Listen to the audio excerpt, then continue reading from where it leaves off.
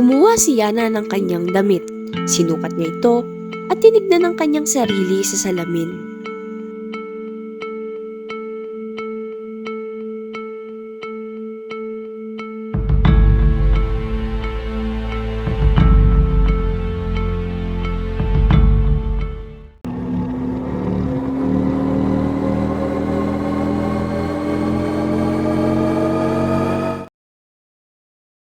Araw-araw na nagtitinda si Yana at ang kanyang ina ng gulay.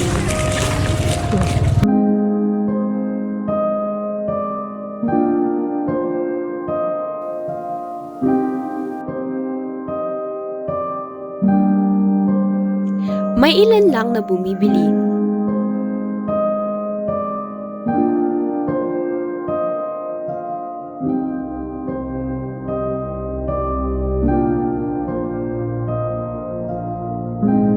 Ang iba naman ay tinitignan lang ito at umaalis din.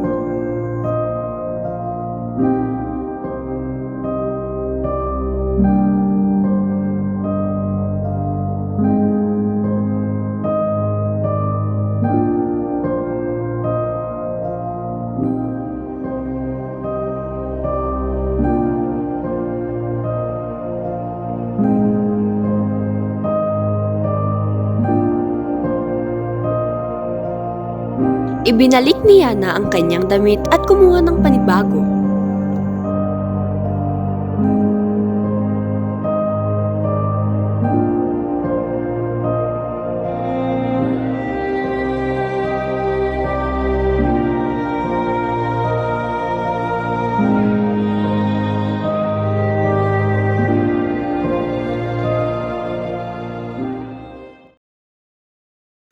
Huli na nang pumasok si Yana sa kanyang silid-aralan.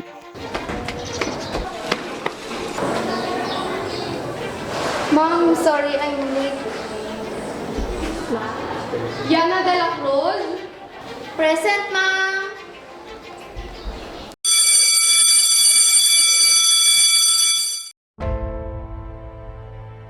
Yana, dali lang. Gusto mo magsali sa contest sa pagrampa? Hindi ko, ma'am. Nauya, takot. Isa pa, pigado kami, ma'am. Pero, handong ko gina siya ba? Ay, ambot Yana, ah. Lisensya bala. Ako bahala sa imo. Tuod, ma'am ba? Sige, ma'am. Salamat.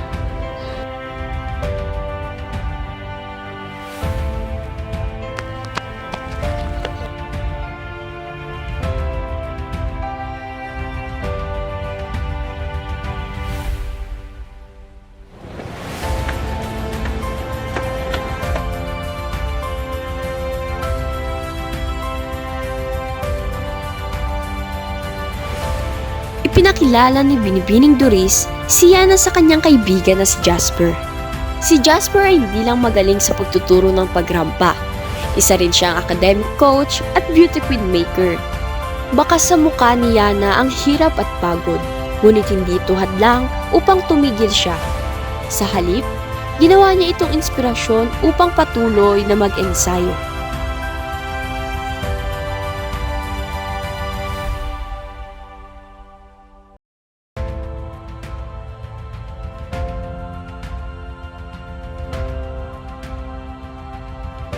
Bumalik si Yana sa salamin at kumuha ng kanyang damit pang kompetisyon.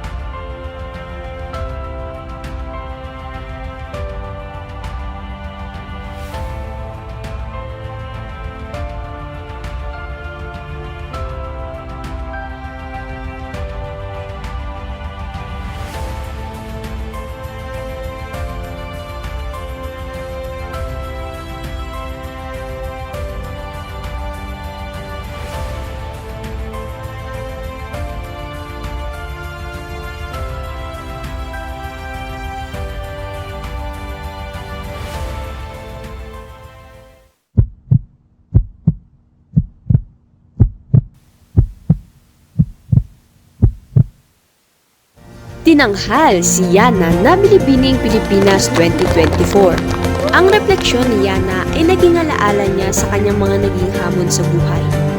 Ito ay nagpapakita ng kanyang pagiging matatag at dedikasyon niya sa pagkamit ng kanyang mga pangarap.